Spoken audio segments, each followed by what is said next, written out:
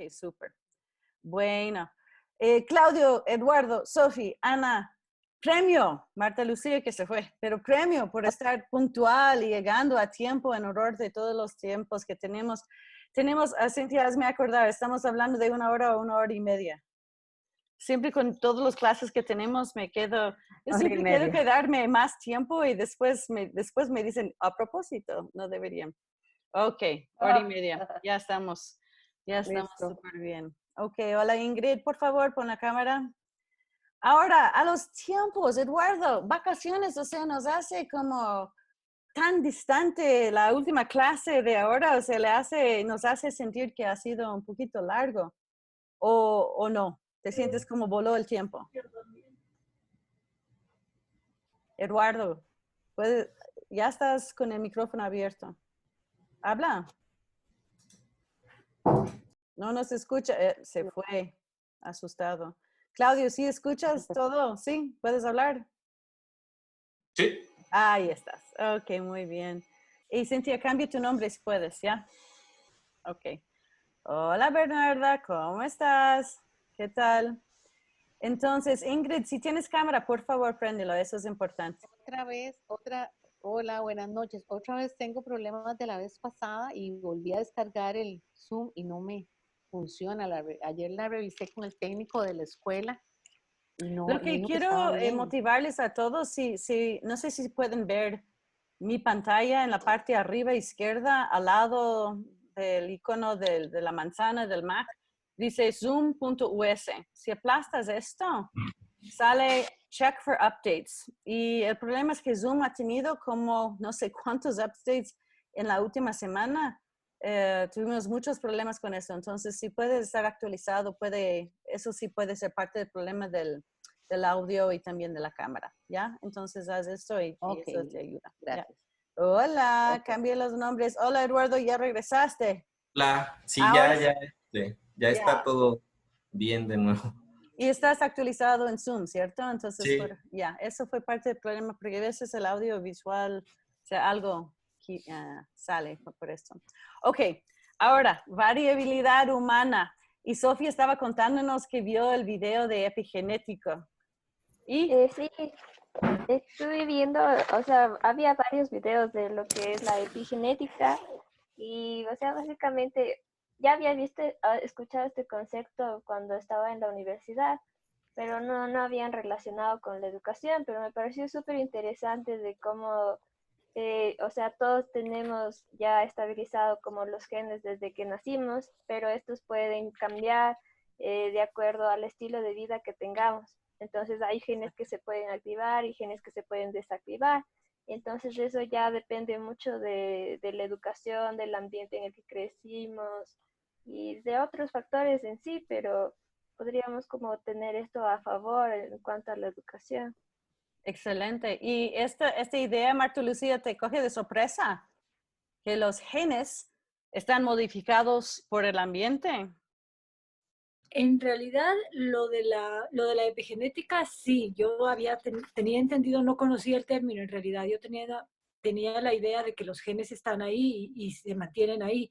No había conocido todas estas investigaciones y me pareció súper interesante lo de la hambruna en Holanda y estos estudios que explican cómo los genes pueden cambiar y pueden modificarse definitivamente y pueden alterar el comportamiento del individuo. Yo estaba buscando ahorita un slide que compartimos en el curso en Harvard ayer, que es muy bueno, que ilustra esto en una manera muy, muy importante y distinta, porque nosotros perdemos este concepto, no está muy intuitivo, que literalmente los genes con que nacimos son literalmente algo que se puede, solo algunos de ellos están estimulados por el ambiente. Y de allí, solo un par de estos, o sea, sí están modificados por el ambiente. Eso no fue el slide deck. ¿Cuál era el slide deck? Cintia, ¿tú acuerdas del slide que estoy refiriendo? Donde tiene muchos genes que se meten solo en un poquitos y solo pocos de estos están más grandecitos. No sé si puedes encontrarlo, eso sería genial. Ya le busco. Porque Claro. básicamente, Sophie, tu sorpresa es muy natural y dentro del contexto de escuelas es algo que no tomamos en cuenta, que nosotros estamos cambiando los cerebros todos los días y estamos, a través de nuestras acciones, ayudando a potencializar o no los genes con que nace una persona. ¿Te sorprende esa información, Bernarda? ¿Qué te parece? Ya. A mí me pareció increíble este concepto porque no había escuchado antes y, y no sabía toda la capacidad que tenemos para cambiar nuestro destino genético a través de nuestro estilo de vida. Así que me parece que nos abre un campo enorme para cortar también con ciertas cadenas a veces que se van acarreando Sí, durante años o generaciones. sí. Y hasta una responsabilidad, salud, Camila, ¿cierto? Una responsabilidad. Si sabes que todos los días estás cambiando esta estructura, o sea, eso lleva algo de responsabilidad, o sea, un peso enorme, o sea, de los docentes, ¿cierto? ¿Tú crees que Ujú. ellos están conscientes de esto? Yo creo que no. Y yo creo que es súper importante tomar conciencia de cómo nosotros podemos influir en base a la estimulación que les demos y, y al empoderamiento que les demos a ellos, de saber que en base a las decisiones que ellos tomen puede cambiar muchas cosas en su vida. Es Yo muy creo que es un importante. concepto muy importante para compartir. Entonces, epigenético es importante, pero hay otros términos que creo epigenético. Es muy importante, pero también hay, estoy afuera de otro concepto que mencionamos en otro momento, pero quiero reforzar esto, y esto tiene que ver con el neuroconstructivismo, ¿cierto? Ujú. Constructivismo. Pero cuando hablamos de epigenético, estamos hablando de neuroconstructivismo radical. O sea, en ese sentido, el radical constructivismo. Radical significa la iteración entre el ser humano y su contexto. Acuerda cuando hablamos de que si lees un libro cuando tienes 7 años y después lees el mismo libro de 12 años, pero lees el mismo libro de 25 años o de 40, el libro es el mismo, pero tu lectura es diferente. La manera que tú percibes y entiendes el libro es diferente porque tú has vivido más cosas, tú has cambiado. Por ende, tu entendimiento de este libro es diferente. Por todas las experiencias de la vida, tú estás ya, como todo conocimiento pasa por el filtro de conocimientos previos, estás entendiendo esto a través de tu pasado, ¿cierto? Entonces, eso es también fascinante. Cuando hablamos de epigenético, que es un término que asociamos más que nada con evolución a largo plazo, lo que es fascinante es entender si los cambios que pueden existir al nivel más corto plazo, ¿cierto? Claudio, ¿tú también viste este video o viste otras cosas? El de epigenético. Sí. Sí vi un video, lo vi hace como una semana, ahorita no lo recuerdo, pero el concepto de epigenético lo había visto el semestre pasado en una clase. Realmente no como que me lo explicaron, pero no sabía a qué se referían. Pero ya después cuando yo lo busqué por mi cuenta, como que ya más o menos empecé a entender a qué se refería, y en el sentido que, bueno, me causó una duda. Según bueno, lo que es el epigenético se refiere a que hay ciertos genes que están como que activos y unos que están, entre comillas, dormidos, por así decirlo, dependiendo de qué es lo que sucede en el ambiente, es que si se activan o no. Pero ¿podemos saber cuáles son estos o simplemente es de que están ahí?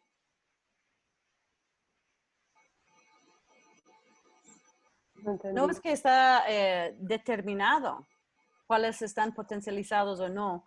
Eso determina tu ambiente. Es justamente por eso que el rol del docente es tan impactante, ¿no? Que del ambiente de la escuela, de lo que creen los docentes, sí tiene algo muy importante allí, ¿no? Entonces, la potencialización de los genes, o sea, eso sí es lo que estamos discutiendo. Entonces, muy buenos términos, muy importante eso de variabilidad y explica por qué somos tan distintos y por qué, por ejemplo, los hermanos pueden ser distintos. Pueden compartir mucho de los genes, pero son distintos porque tienen distintos momentos de la vida. A ver, entonces, Sophie, ¿entiendes constructivismo? ¿Entiendes este concepto de constructivismo en educación o psicología? No.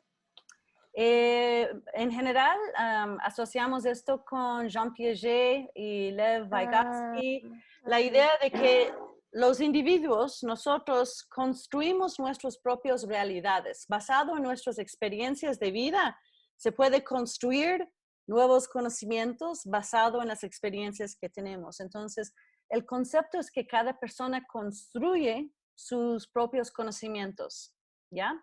El neuroconstructivismo fue introducido por Searle y Westman y Karmeloff Smith por ahí en los 2007, 2008, cuando se pueden establecer, al fin, ya se pueden tener la tecnología para establecer que existe no solo un fenómeno psicológico como describió Piaget, sino algo físico. Se puede actualmente ver ciertas redes neuronales y cómo tienen que estar construidos conceptos básicos, después las cosas más complicadas. Y justamente un chico perdiendo un concepto de fondo puede causar que todos los conocimientos más altos están perdidos también, porque no se puede construir sobre ellos, ¿no?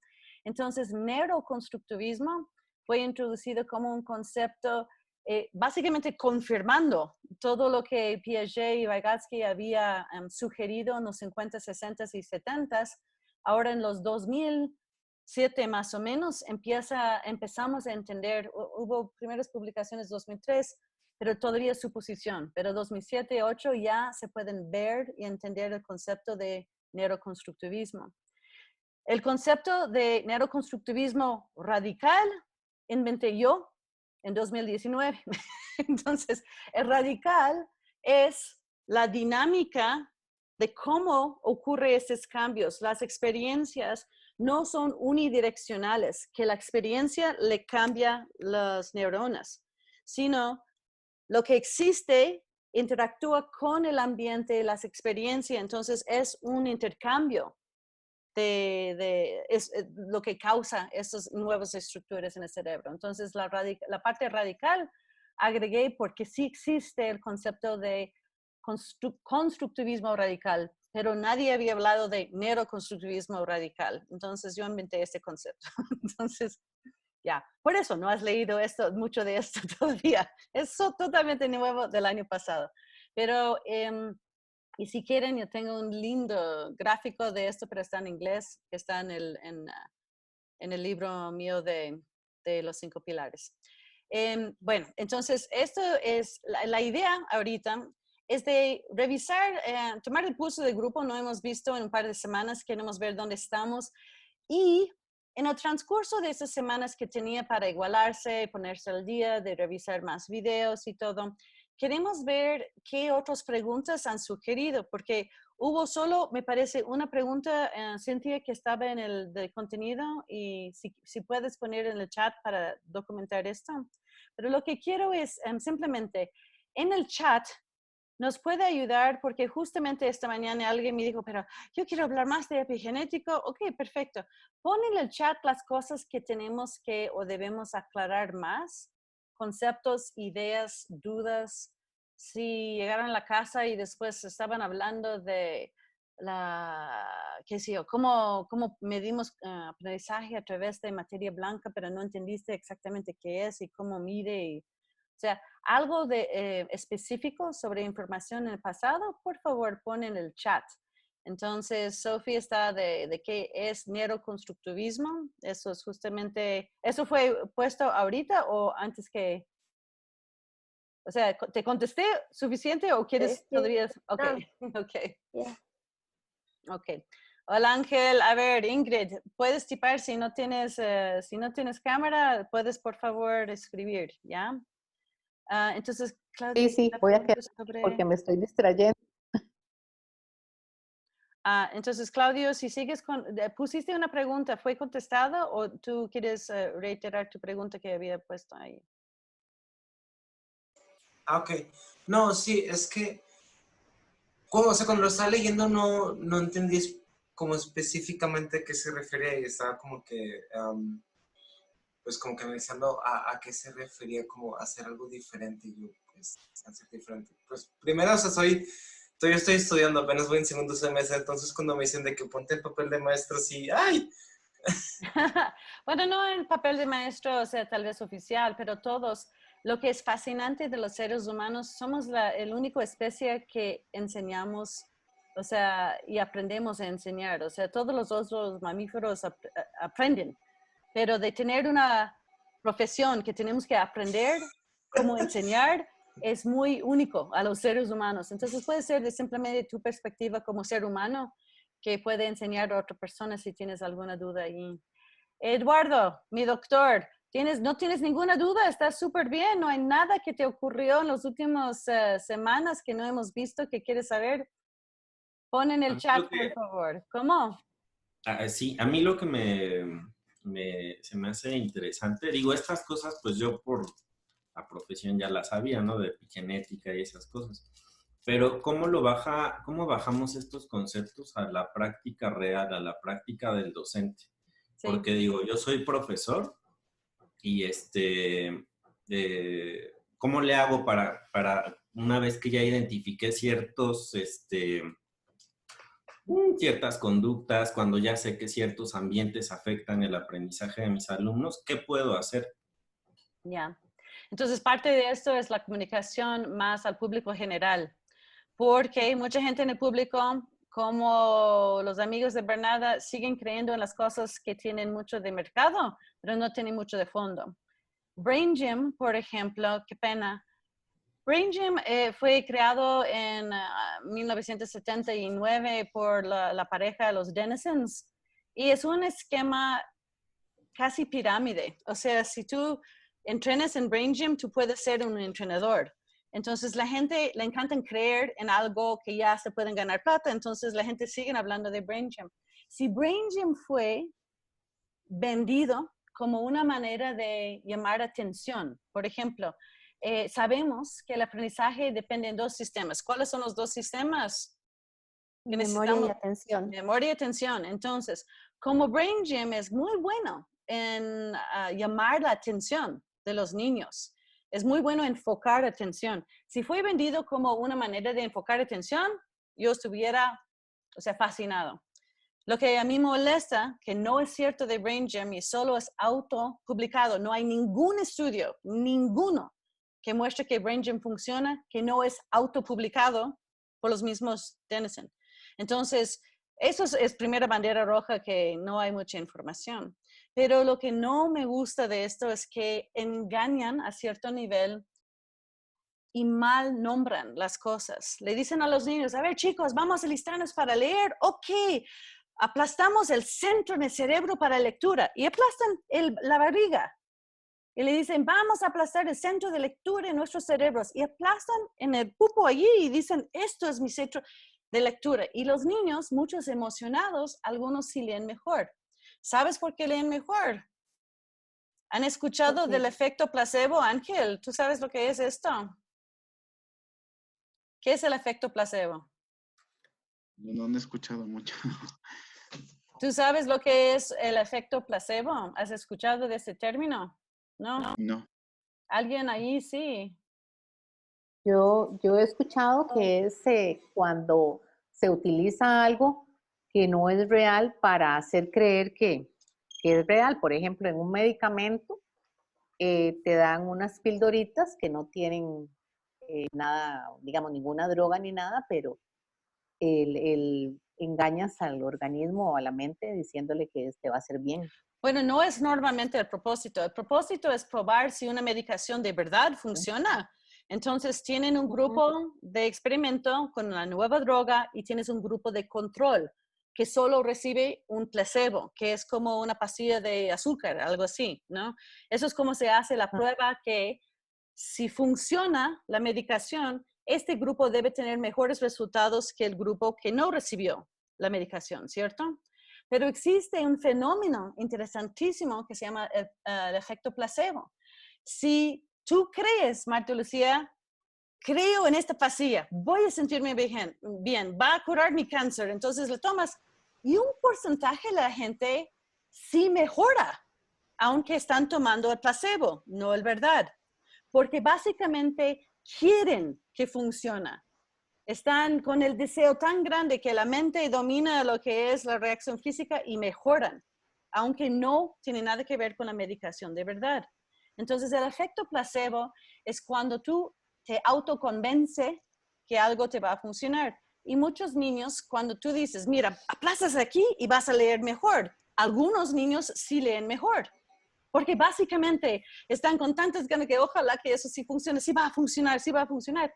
Por un pequeño porcentaje la gente sí funciona. ¿Ya? Sí, Claudio. Ahorita que estoy diciendo lo del efecto placebo, hace un par de sesiones hemos visto lo que era respecto a las maneras de aprendizaje, que gente que dice que es visual, kinestésica, especial, no sé qué. Y pues vaya que, o sea, entendemos que eso no es real. Pero la gente que dice que es que yo aprendo mejor de esta manera, ¿es por un efecto placebo o...? Puede ser, pero también, además de ser, puede ser por un efecto placebo, además, tu cerebro adapta a lo que hace con más frecuencia. Entonces, si yo te digo que tú eres una persona súper auditiva y tú pasas toda la vida buscando señales auditativos, entonces tú mejoras esta vía de entendimiento del mundo porque estás usándolo más que los otros. Pero no porque tu cerebro prefiere eso, pero tú estás dedicando más atención a este sentido que en otros sentidos. Entonces tú llegas a ser auditativo. No es que tu cerebro prefiere eso, pero tú llegas a hacer esto porque tu cerebro adapta a lo que hace con más frecuencia. Entonces tú llegas a ser más auditativa porque tú crees que tú eres auditiva y buscas esos tipos de señales. ¿Sí? Ok, gracias. ¿Ya? Ok. La otra pregunta, a ver, Camila, contesta tu propia pregunta. ¿Cómo se relaciona la epigenética con la neuroplasticidad? A ver, lo que yo me imagino es que la capacidad que tiene nuestro cerebro de cambiar frente a los diferentes estímulos, frente a la práctica, frente al ambiente, y tiene que ver con esto de que no es unidireccional, sino, digamos, tanto el aprendizaje como nuestras experiencias vienen de un conjunto de estímulos. Me imagino que eso, ¿no? Eso es la plasticidad. ¿Y la epigenética? ¿Cómo está relacionada la epigenética a neuroplasticidad? Tal vez que será digamos, nosotros podemos tener una predisposición genética hacia algo, pero nosotros podemos ir modificando eso con respecto a nuestro entorno, a nuestras experiencias. Sí. Y que basado, las dos cosas, neuroplasticidad y epigenética, depende en las experiencias externas, ¿cierto? Y epigenética y neuroplasticidad están hablando de los cambios a nivel molecular, ¿cierto? En el cerebro, ¿ya? Entonces, hasta ahí están muy parecidos. Y Eduardo, ¿qué dirías tú? Entonces, si son tan parecidos, ¿cuál es la diferencia entre neuroplasticidad y epigenética? La diferencia, pues que la epigenética, bueno, ambos son procesos biológicos, pero la neuroplasticidad...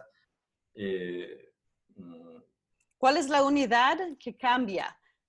Es distinto la unidad que cambia. En la neuroplasticidad, ¿qué está cambiando? ¿Qué está haciendo? Las conexiones Neuronas. Y en el otro es la epigenética, ¿qué está cambiando?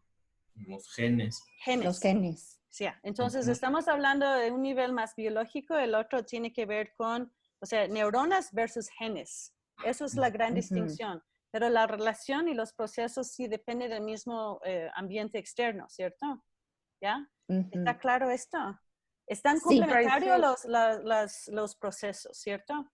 Es necesario neuroplasticidad para tener epigenética, Pero la epigenética es básicamente, cuando discutimos eso, estamos hablando al nivel de genes y neuroplasticidad a nivel de neuronas. Ana, ¿tenías una idea? Sí, una pregunta, porque la epigenética cambia, impacta en el ADN, cambia la manifestación de los genes, pero o sea, la epigenética, la idea es que también va a cambiar los factores hereditarios porque está cambiando el ADN. Mi pregunta es si hay algún estudio, porque sé que hay estudios en cuanto a la alimentación, pero ¿hay estudios desde la parte cognitiva que hayan hecho algo de epigenética o estamos ya demasiado, o sea, nos falta mucho para llegar a eso? Hay muchos trabajos. Yo diría que una persona que sería bueno leer en esto es Plomin, P-L-O-M-I-N, que ha hecho Perdón, P-L-O-M-I-N,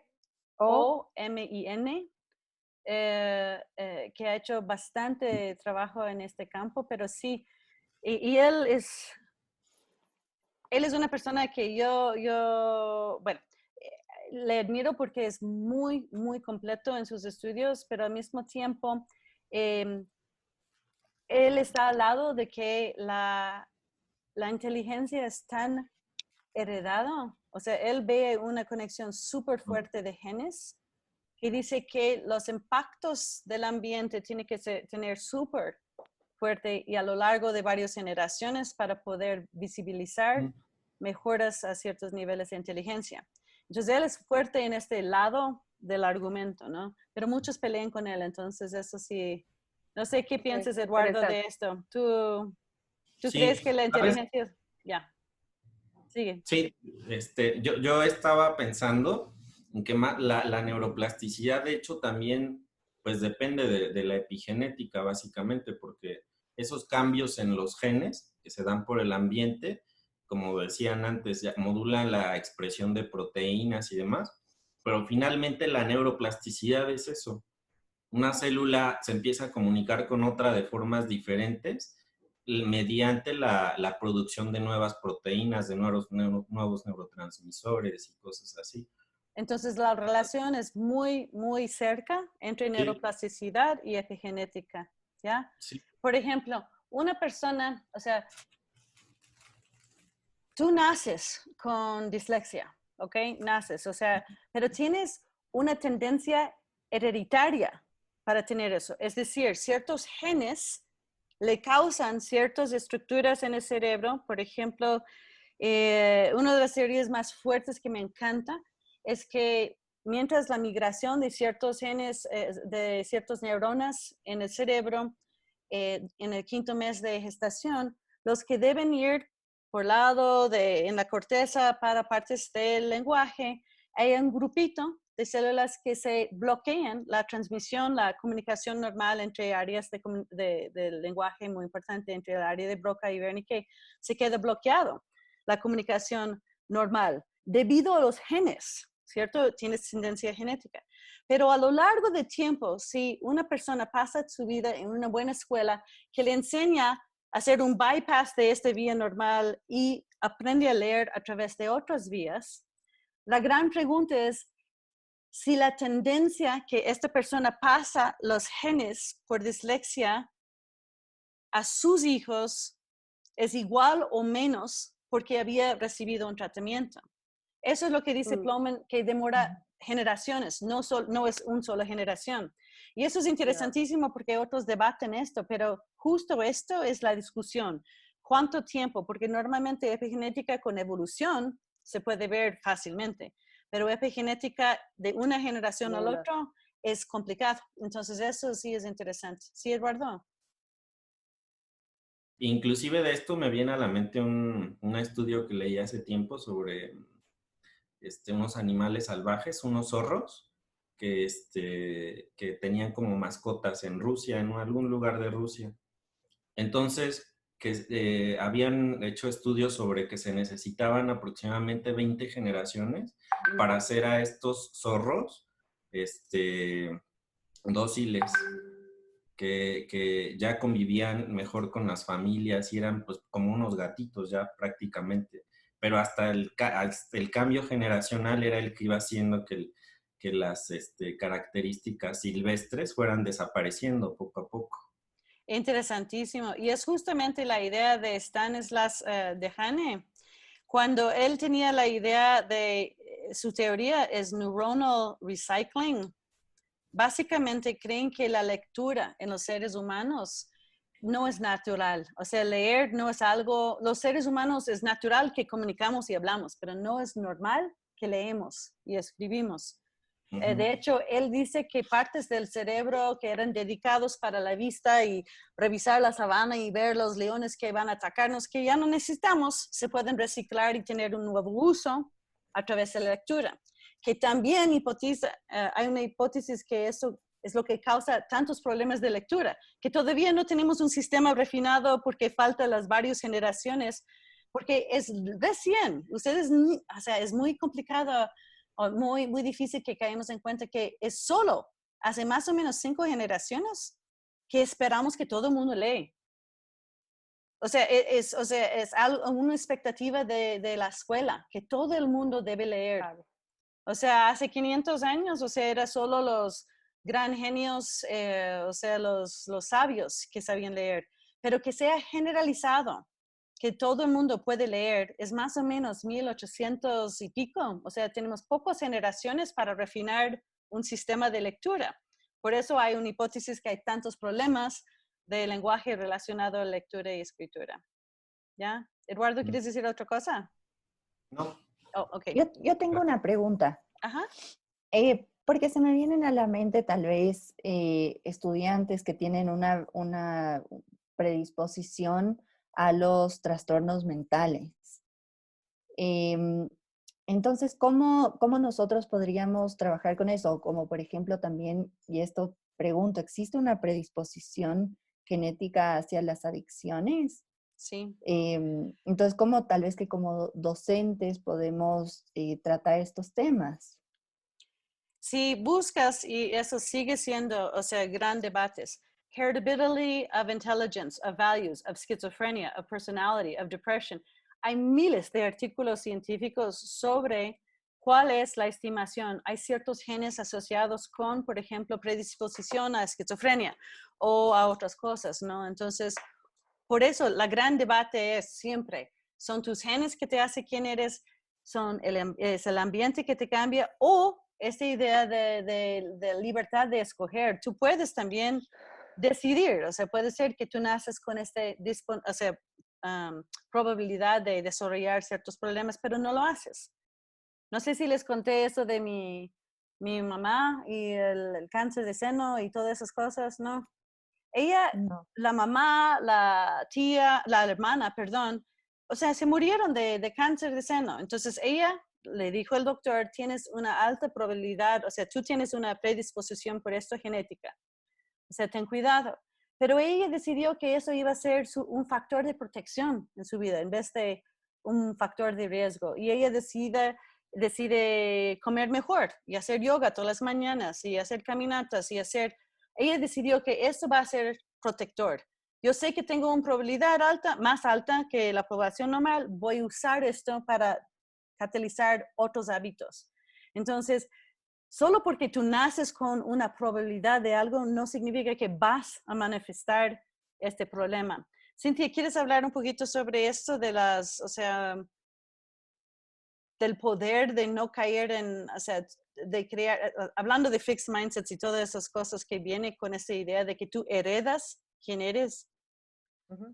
Sí, también, bueno, el tema de epigenética, si quieren buscar, tenemos que se le puede tener en cuenta desde el lado positivo y el lado negativo, ¿no? Entonces, tanto como podemos considerar que aquellas cosas malas, por ejemplo, que pueden estar en nuestros genes, por ponerlo así, malas, podemos cambiarlas, también hay que tener en cuenta que podemos entonces, que nada está escrito en piedra, ¿no? Entonces también podemos causar daño a nuestro cuerpo si es que hacemos ciertas cosas negativas y un poco por eso también podríamos relacionarlo a lo que dice Tracy, el tener esta idea de que podemos darle a nuestra mente esta capacidad de cambiar la ruta, de encontrar una nueva ruta y de crecer un poco. Entonces, de encontrar, por ejemplo, que alguna dificultad de vida o alguna cosa puede ser un reto y visualizarlo y verlo como un reto nos puede llevar a algo muy positivo, a un crecimiento muy positivo. Lleva, por ejemplo, a reducción de estrés, éxito dentro de ciertas cosas, y es algo que también tenemos, por ejemplo, que pasar a nuestros estudiantes, el enseñarles. Yo siempre digo a mis estudiantes cuando, por ejemplo, les planteo un proyecto,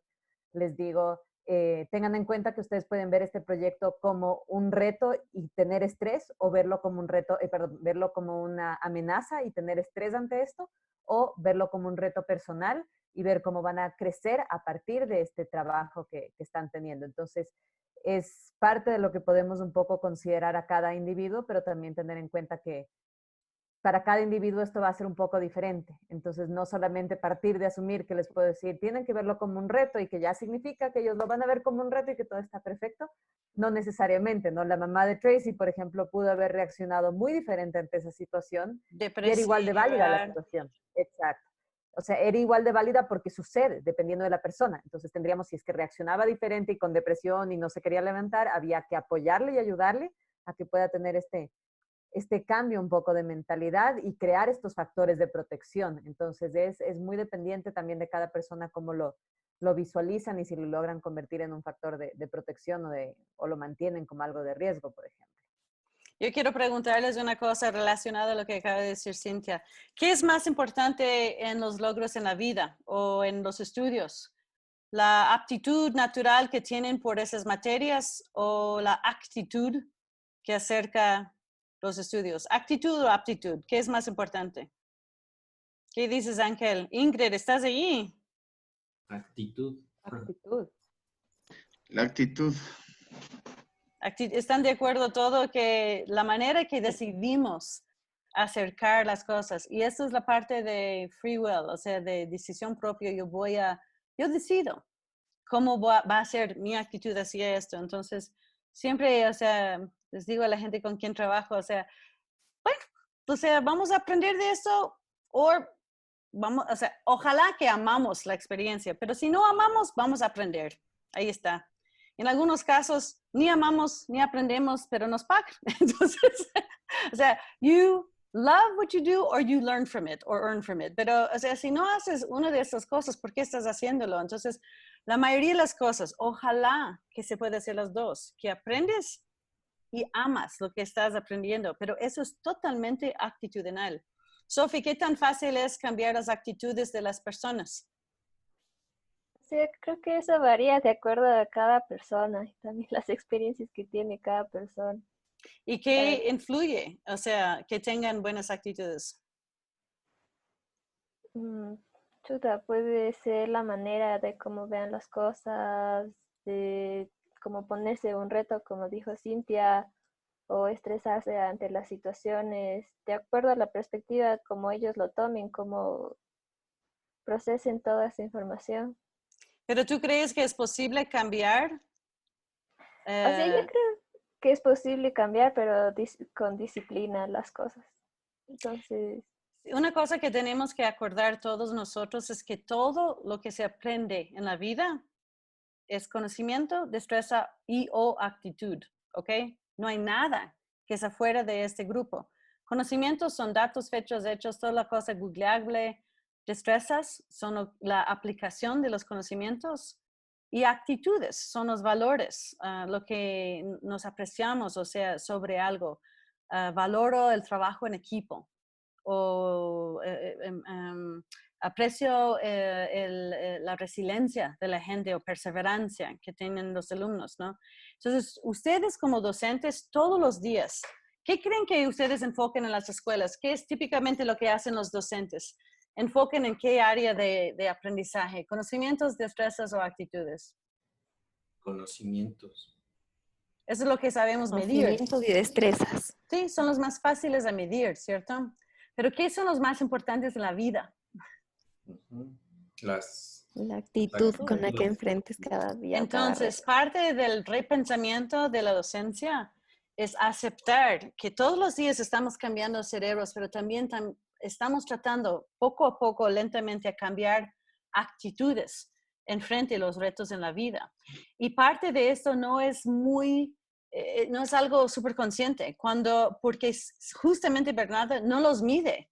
Y eso es un problema, porque están buscando los WIS scores o los MAP scores o los SATs o lo que sea, pero nadie dentro de esto te mide tu actitud hacia la vida.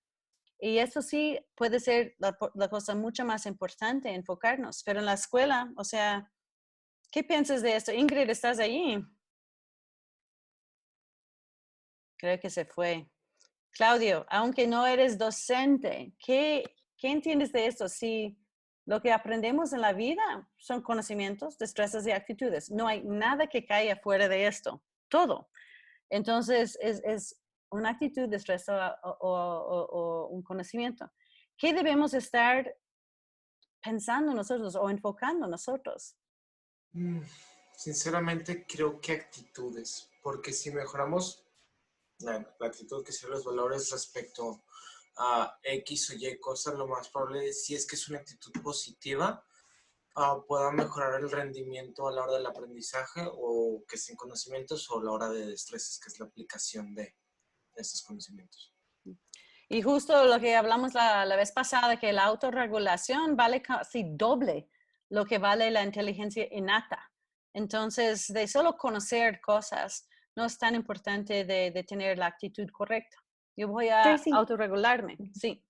Tengo una pregunta, porque cuando uno trabaja con adolescentes, a veces la actitud es complicada, ¿no? Porque hay muchos adolescentes que son muy desafiantes y creo que también los padres les importa mucho la calificación por ahí, donde uno puede poner tal vez que la actitud sería en el comportamiento, pero en realidad ni siquiera tanto. Y a veces los padres y los niños también les ponen más importancia a la nota académica que al comportamiento.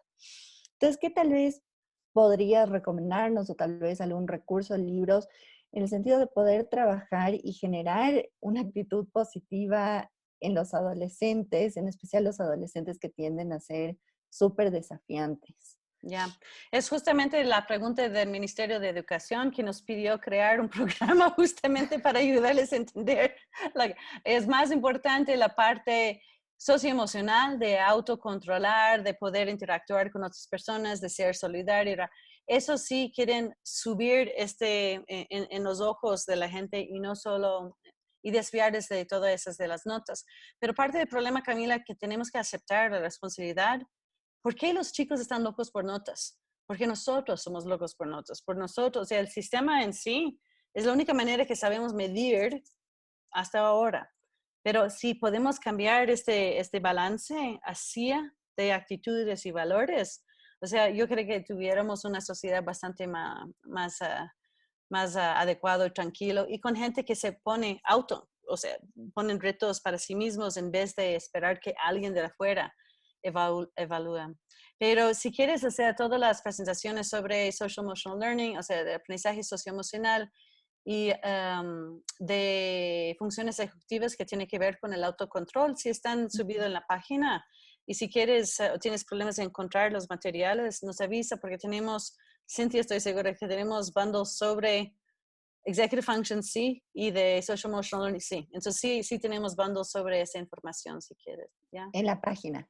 En la página web, y si no encuentro el bundle, si esto no está publicado, entonces nos avisa y ponemos el hipervínculo ahí.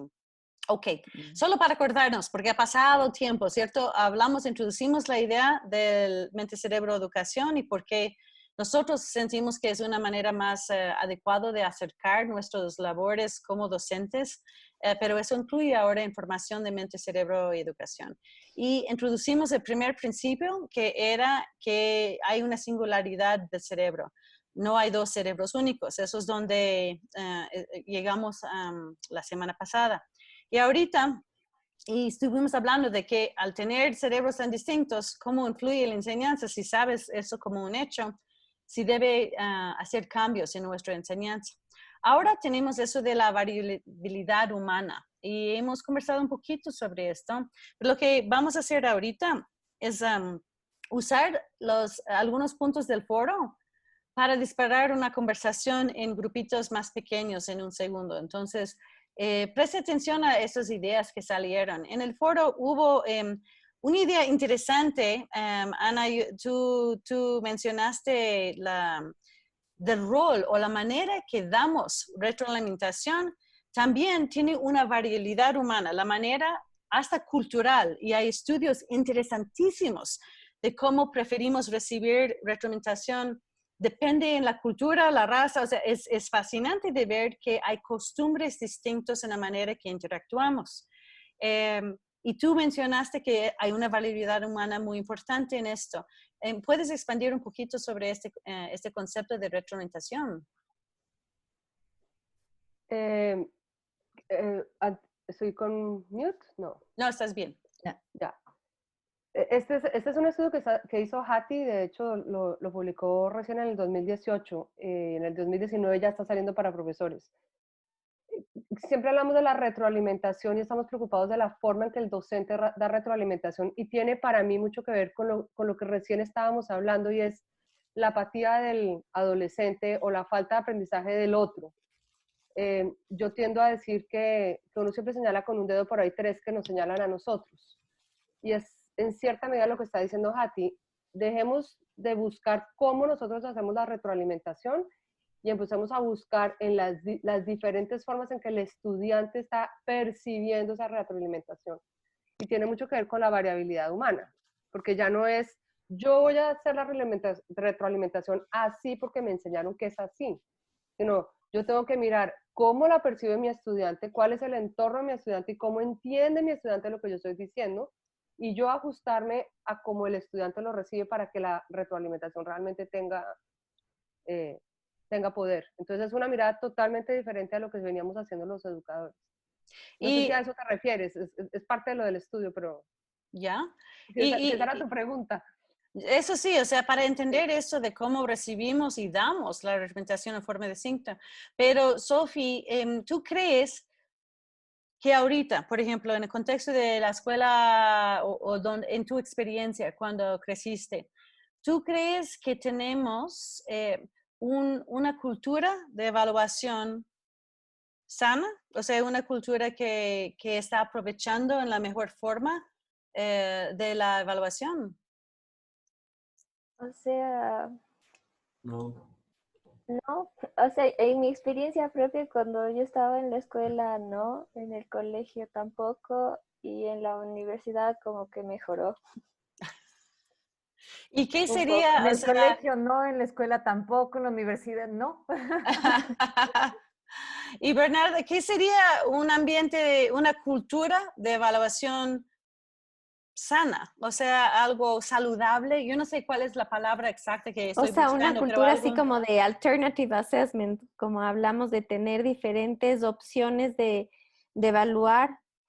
No solo diferentes mecanismos o herramientas, pero más que nada actitudes hacia la evaluación. Por ejemplo, o sea, cuando Ana estaba hablando de diferentes formas que damos y recibimos la retroalimentación, es ¿por qué? Si sabemos el poder que puede tener la retroalimentación, ¿por qué no somos más conscientes, o sea, de un reto que existe a través de la evaluación? O sea, creo que es un gran reto para los profesores el rato que estás manejando, por ejemplo, 150 alumnos, darte el tiempo para dar un feedback que sea efectivo y que sirva a futuro para que el alumno tenga un margen de mejora.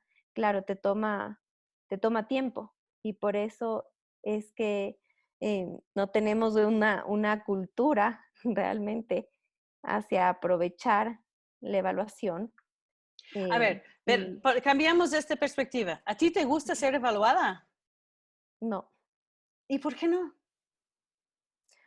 Porque, o sea, no me gusta sentir evaluada porque te pones nerviosa, no sabes. Ok, quiero proponerles que parte de nuestro problema es que si nosotros tenemos una mala actitud hacia evaluación, los alumnos obviamente le van a tener también, ¿cierto? Entonces, parte de eso hay que cambiar, o sea, empezar con uno. Hay que decidir, o sea, me encanta la evaluación. ¿Por qué?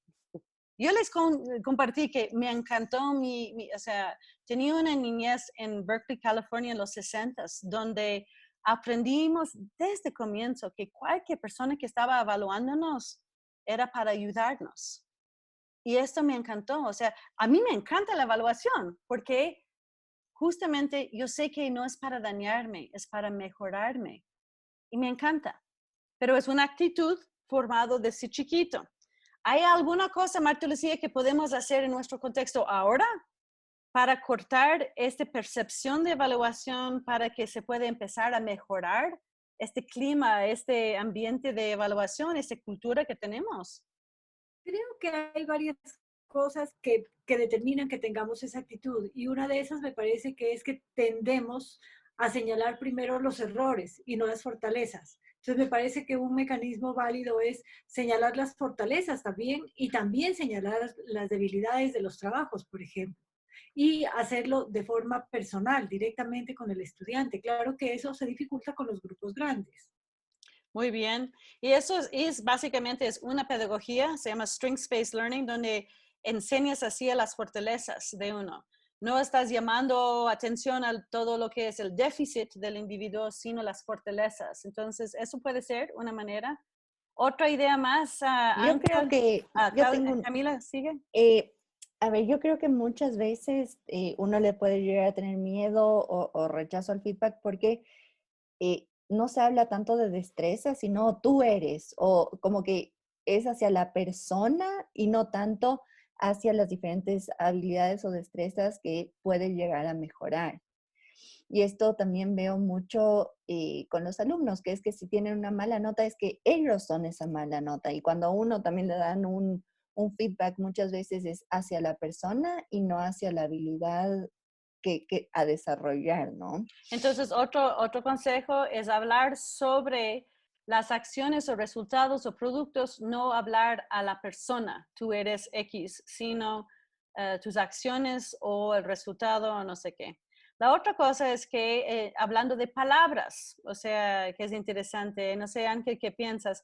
Pero hay un estudio que acaba de salir recién que habla de si tú, en vez de decir yo te voy a dar retroalimentación o te voy a evaluar, si estás ofreciendo consejos, eso crea un sentido de poder del recipiente, de la persona que recibe esto, yo puedo o no aceptarlo, lo que es interesante, porque en la otra se siente que es obligatorio que recibes mi evaluación de ti. Pero si utilizas la palabra, bueno, tengo un par de consejos para mejorar tu trabajo, si hablas así, totalmente el enfoque es totalmente distinto porque el aprendiz se siente que tiene poder de aceptar o no el consejo, que es interesante. ¿Qué piensas de esto, Ángel? Creo que hemos estado acostumbrados siempre a ver lo negativo de las personas y está como evidente y nunca dar mérito a las fortalezas, aunque sea un poquito. Justo el día de ayer tuvimos reunión con padres de familia y entrega de libretas y evidentemente los chicos estaban bien preocupados, pero al pedir que ellos asistan y sean los actores principales de esa reunión, fue diferente porque hablamos directamente con ellos y destacamos o sea, lo valioso que son y cómo potenciar las dificultades que han tenido durante este quimestre y creo que nos fue muy bien. Claro está que algunos papás no aceptan esas situaciones y los chicos se sienten respaldados de esto, ¿no? Hay un experimento muy interesante y muy lindo en unas escuelas con quien trabajo en Hawái, donde los estudiantes presentan su libreta a los padres y el profesor se sienta a un lado y el estudiante explica cómo está él y sus, o sea, logros y el resto, y le dejan que el estudiante es el protagonista y él es dueño de su propio libreta. Y es fascinante el giro que le toma a esos encuentros. Piensa en eso, puede ser interesante eso. Sophie, ¿tenías una aporte ahí? Sí, yo tenía un... Ay, Sí. No, cerraste. ahí, Ya. ya. Tengo una pregunta. Esto puede ser como un poco que varía de acuerdo a la cultura, porque, bueno, aquí en Ecuador, cuando yo estaba en la escuela, me acuerdo, es como que sí, eres bueno, pero ajá, o sea, puedes mejorar, pero es como que se sentía como que en verdad eres muy malo, así. Pero en Europa es como que la gente es súper como directa en las cosas, que uno que viene desde acá es como muy, es muy directo, así como me duele así. A ver, Ana, que tú, que desde Colombia, que has vivido en los Estados Unidos, pero trabajas en España, entonces tienes varios, o sea, la propuesta de Sofía, ¿es cierto? O qué dices? O sea, la manera. Yo creo que no es Ecuador, es el mundo. Me parece a mí que es una cosa cultural de los educadores y de los padres, que de alguna manera como que tenemos la bandera que tenemos que ayudarte a hacer mejor. Entonces hay algo que tiene que estar mal y yo te lo tengo que mostrar. No es una mirada, la evaluación la vemos desde el juicio y pues a nadie le gusta que lo juicien, no enjuicien. Entonces, yo creo que estoy totalmente de acuerdo, es cambiar cuál es el propósito de la evaluación. Y dos, que yo no necesariamente tengo que ser el cuello de botella que tiene que hacer la evaluación. Yo no tengo que juzgarte a ti, ¿sí? O sea, tú también te puedes dar cuenta solo reflexionando.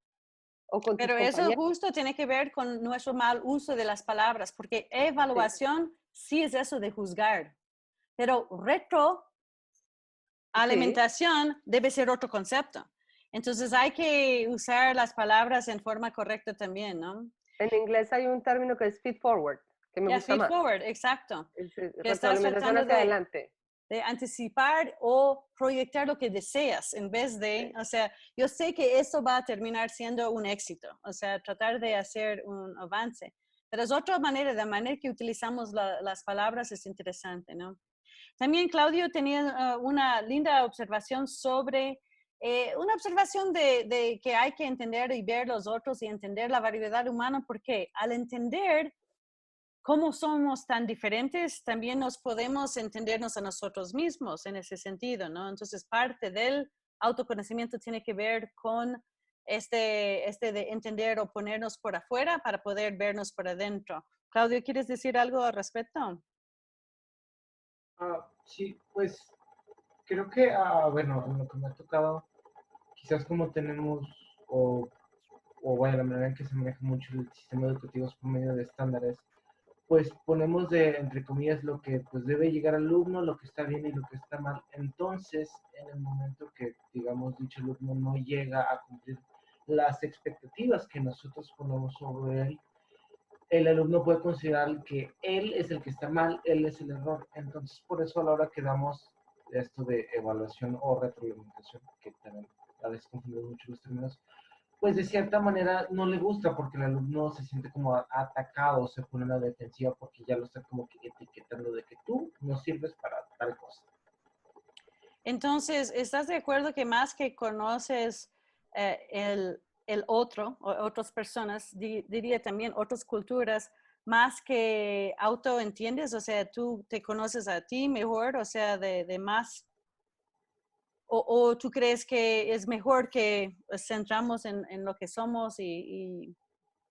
Es bueno, lo que me refiero es que quizás deberíamos también agarrar como que un poquito, no digo que esté como totalmente mal, pero sí deberíamos ser un poco más comprensivos a la hora de los alumnos, porque también yo creo que como alumno a veces puede sentirme como que intimidado por un maestro, algo a la hora de que, pues como dice, de que lo que está bien y lo que está mal para él, y no toma en cuenta todos los aspectos diferentes de cada, individuales de cada uno de los alumnos, pues nosotros como de cierta manera nos ponemos a la defensiva, o por eso evitamos mucho como la comunicación, y eso también puede afectar como nuestro rendimiento.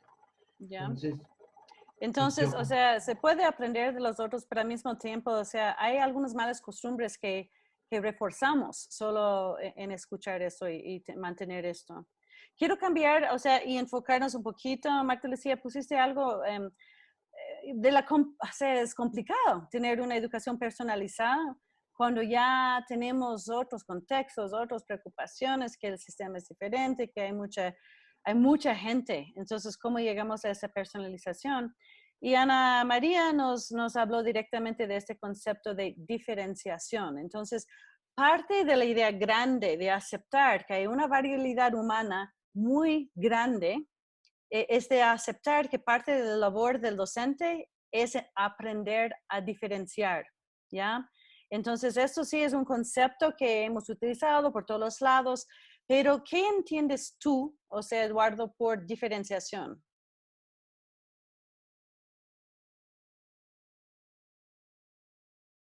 Eduardo.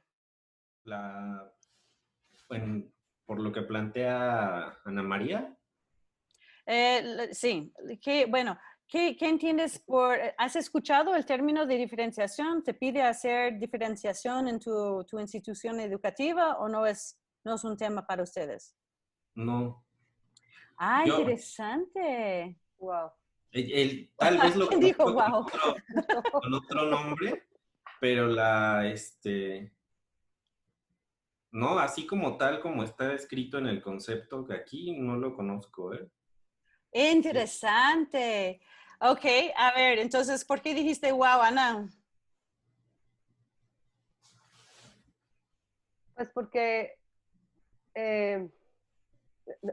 esto es un juicio de valor, pero me parece increíble. Tú trabajas en una universidad y son instituciones educativas gigantescas que no están dándole, perdón, eso es un juicio de valor porque puede ser totalmente falso, pero lo veo mucho y es términos como diferenciación que teóricamente lleva tantos años. Creería uno que es un término que ya todos los docentes de alguna manera alguien les dio una formación de qué es diferenciación y estrategias de diferenciación. Entonces, hice wow porque es el principio fundamental de la educación hoy. O sea, como... Pero lo que creo que eso regresa, ¿no?, al término de la pregunta o el comentario de Eduardo desde el comienzo. Ciertas cosas que ya estamos aterrizando en todas partes del mundo, que ya tenemos ese tipo de conocimientos, pero no han socializado a todos los docentes, ¿no?, que nos toca. Y eso sí es justo, es una ilustración que se puede pensar que es algo que todo el mundo sabe, pero la verdad es que no ha llegado a todo el mundo. Eduardo, en tu defensa, ¿qué ibas a decir? Porque estabas así. No era ataque, no era ataque. No.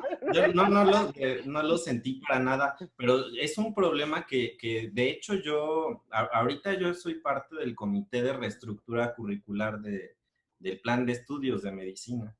Entonces es increíble ver cómo, pues imagínense, ese plan de estudios lo hacemos puros médicos y todo el mundo quiere aportarle y meterle al área disciplinar, ¿no? El neurólogo quiere que haya mucha de neurología, el cardiólogo. Castigo por esto, el otro. Y luego, y saben, al final yo les digo, ¿y qué le vamos a aportar al alumno en su formación para la vida? O sea, la formación universitaria en lo que se enfoca es en el conocimiento disciplinar. Se asume que el alumno ya viene formado o deformado, ¿no? Wow. Que los principios, los valores, las habilidades, las destrezas, las actitudes, ya las trae de la casa o ya las trae de la preparatoria. Y eso es la escuela de medicina. ¿Sí? Ustedes deben saber algo de cerebro. Entonces... Pero imagínate, y así están en general los planes de estudio. O sea, hay una corriente de Flexner, no sé si alguien sabe de Flexner, que en 1910 plantea la forma en la que se debe enseñar medicina al médico. Y ese modelo de Flexner permeó en todo el mundo. Son ciencias básicas y ciencias clínicas, pero el modelo de Flexner no toma en cuenta cómo desarrollar las habilidades y las destrezas y las actitudes. Entonces estamos en un momento interesantísimo en la educación y me encanta que estás tomando este curso con nosotros porque yo creo que eso sí, tal vez tú puedes lograr a meter alguna humanidad adentro del currículo, entonces me parece lindo esto. Hay un dicho que tenemos que ser justo cuando hablamos de diferenciación. Carol Ann Tomlinson es tal vez la diosa de diferenciación, es una persona que ha escrito miles de libros sobre esto y ha dedicado literalmente toda su vida, yo creo que está en Chapel Hill, pero ella dice, ser justo con mis alumnos no significa tratarles todos por igual. Y eso es la parte de diferenciación. Yo tengo que dar a este alumno lo que él necesita. Y no es que todos necesitan por igual, ¿ya? A ver, yo Ana y después Camila. A ver, Ana, Camila. Simplemente iba a decir que uno de los argumentos que tú puedes tener con todos los médicos que lo argumentan en contra es que para comprender la disciplina en sí misma se necesita diferenciación. O sea, la enseñanza para la comprensión disciplinar, o sea, de conceptos, en sí mismo ya necesita diferenciación. Obviamente que queremos además formar al ser humano, pero si solamente los agarras por ahí, ya el concepto de aprender a diferenciar empieza a durar. Camila. El otro día iniciamos como un pequeño debate con respecto a las evaluaciones, ¿no? Trimestrales que se dan en los colegios. Y ahí surgió la idea de, ¿hay que únicamente diferenciar a los alumnos que tienen un problema de aprendizaje o se debería diferenciar a todos? Aquí viene otra filosofía. ¿Cuántas personas tienen dificultades de aprendizaje? Todos. En algún momento de la vida todos tenemos alguna dificultad en aprendizaje, ¿no? Entonces todos debemos diferenciar por todos.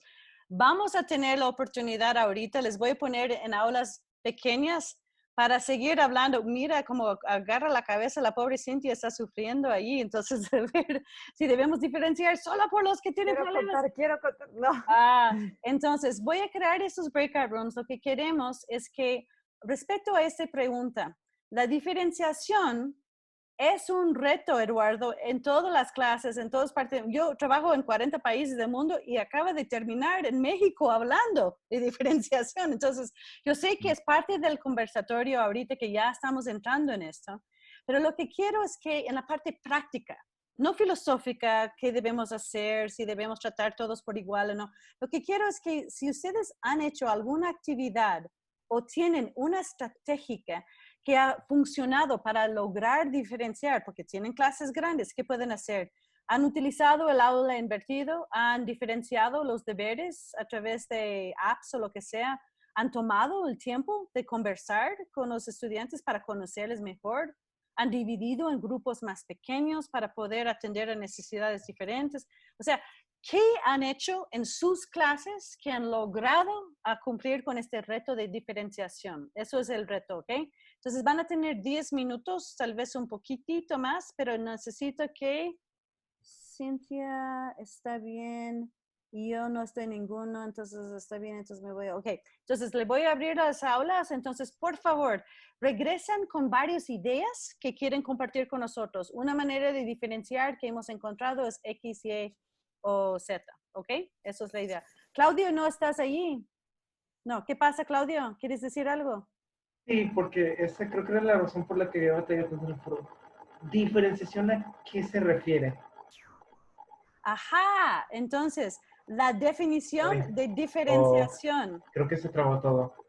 Interesante. Sofi, ¿cómo defines diferenciación? Esperen, es que se trabó todas las pantallas y todo. Estoy mirando, a ver, alza la mano si están trabajando en educación superior, solo para ver si hago un poquito más, ok, solo Eduardo, ok, y tú, Cintia, tu encuesta, entonces, ok, ya. Entonces, a ver, sigue, ¿estás congelado, Claudio? Claudio. Ahí está. Entonces, estamos cambiando. Lo que quiero es que Cintia, I'm going to move you to be with Eduardo. And then I'm going to move. Ya se fue. ¿Y Claudio está de regreso? ¿Dónde? ¿Por qué no sale en la lista ahora? ¿Por qué esto pasó? What happened, Cynthia? Why? Because you went out and came back in, so I have to start all over. Okay. Entonces, la definición, o sea, Claudio, dime tu definición de diferenciación. Es un reto en las aulas donde aprecian la variabilidad humana. Entonces, ahora tú me dices qué es diferenciación.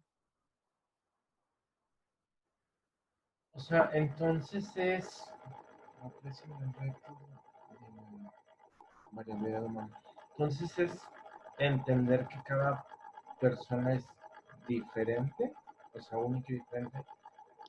Es apreciar que eso es tu deber también. Tu trabajo como docente no es que todos los chicos que ya saben van a cumplir en mi clase. Mi trabajo es trabajar con todos son mi responsabilidad.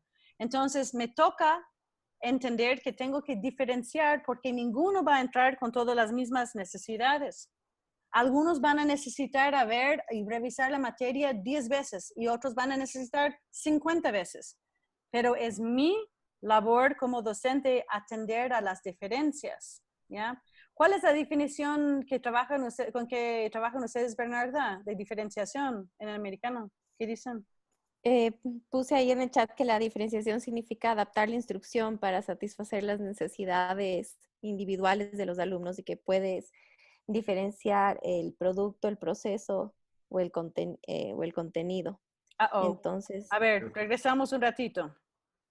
Cuando tenemos objetivos y después tenemos que evaluar y después de la evaluación tienes actividades, esos son los 3 pasos en diseño inverso, ¿no?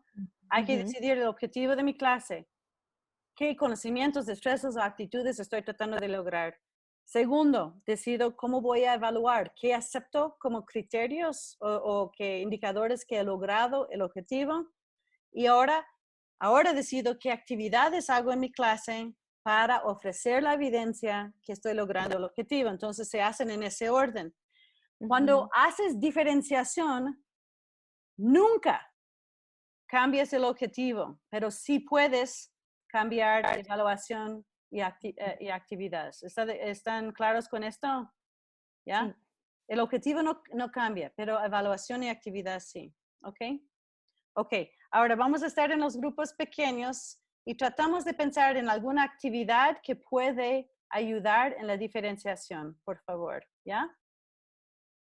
Unassigned. Claudio es unassigned ahora, entonces te voy a poner en el 2. Ya, ok. Por favor, acepten el aula.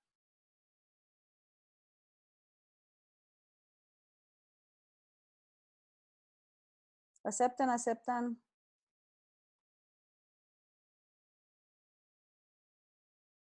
Ya, Cintia. Ingrid, ¿no estás? Ingrid, ¿no estás asignado a ningún aula? Ingrid. Ok.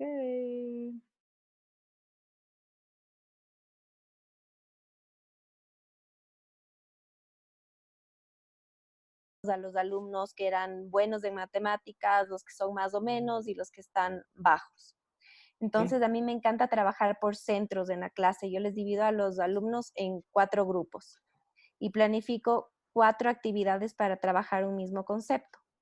Entonces, el grupo número 1 se sentaba en una mesa conmigo para reforzar ciertos conceptos de la multiplicación para que todos hablemos del mismo idioma y nos aseguremos de que está claro, por ejemplo, el proceso. El otro grupo trabajaba con un juego de mesa que reforzabas la multiplicación, pero a través del juego. O en parejas, por ejemplo, se pasaban las 2x4 y si decía bien, se ganaba la tarjeta o no, pero todo a través del juego. Otro grupo trabajaba, hay unas aplicaciones que son gratis o unas páginas web que son gratis como Khan Academy, que tú puedes escoger las lecciones, el tema y puedes trabajar de acuerdo a tu nivel. Y el programa te va lanzando ejercicios de acuerdo a tus respuestas. Entonces, si tú puedes resolver los problemas, te sigue poniendo problemas más difíciles. Si tú no puedes resolver un problema, te manda un video tutorial chiquito de cómo resolver o en qué te equivocaste y de acuerdo a tus respuestas, ve en qué nivel de ejercicios te manda. Y otro grupo trabajaba ya de manera independiente, resolviendo problemas, porque tú quieres también ponerle retos altos a los alumnos que ya saben y que pueden avanzar mucho más. Entonces, al tener 4 tipos de actividades, primero me ayudaba para que los alumnos no molesten, no se aburran, todos estén ocupados y claro, para ellos el interés es rotar y alcanzar a hacer todas las actividades y eso también te permite abordar un mismo tema, pero de distintas formas y de esa manera te aseguras a que todos entienden, porque si tal vez yo no entendí la multiplicación con el juego, entonces tal vez entiendo en el grupo pequeño con la instrucción de la profesora preguntándole a ella. O si no puedo entender ahí, trabajo en mi computadora en la aplicación y me lanzo algún video que de alguna manera me va a aclarar algo que tenía dudas. Bueno, yo doy matemáticas a chicos de 15 años. O sea, aquí viene a ser décimo grado. Bueno, yo empiezo trabajando con ejercicios básicos hasta llegar a que comprendan las destrezas. Sin embargo, hay chicos que trabajan rápido, terminan los ejercicios en 10, 15 minutos, y lo que hago es de que ellos me ayuden como tutores. Entonces, pido a alguien que me ayude explicando a los chicos que no comprenden, y eso permite de que tanto el uno aprende y el otro va enseñando, entonces se van ellos entendiendo en su idioma y en sus formas de explicar. Se trabaja también con parejas, con grupos de trabajo, para que de alguna manera ellos vayan cubriendo todos los elementos que uno necesita. La materia no es tan fácil, la matemática a este nivel, porque influyen muchísimos factores, como es el querer hacer, las hormonas de ellos andan disparados a ratos, entonces ayuda muchísimo, me ha ayudado realmente a diferenciar de esta manera. Y a los grupos que tienen dificultades, pido que cubran un número determinado de ejercicios que cubran las destrezas que yo necesito. A los otros, en cambio, sí les pongo retos más grandes, un poco más elevados, que les haga sudar un poquito. Y por ejemplo, también, Claudio, cuando hablamos de diferenciar la evaluación, si te acuerdas en el colegio cuando nos pedían que investiguemos sobre algún tema, la típica presentación era el póster, todos del póster o todos del ensayo sobre ese tema. Pero tú también les puedes dar opciones a los alumnos ahora, de acuerdo a sus habilidades. O sea, puedes trabajar, por ejemplo, sobre las tribus. Entonces, el que quiere hace una obra de teatro, o el grupo que quiere puede hacer un video, los otros pueden hacer un póster, o si quieren los otros pueden hacer una dramatización. Entonces, de esa manera, tú también, al darle al alumno opciones de cómo puede presentar sus trabajos, y al tú poder evaluar de diferentes maneras, estás diferenciando en tu aula. Bernardo y Ángel, o sea, excelentes o sea, sugerencias y ideas, ¿no? Claudia, ¿y estás ya más claro de lo que es? ¿Has tenido docentes que sabían diferenciar? Ok, yo recuerde.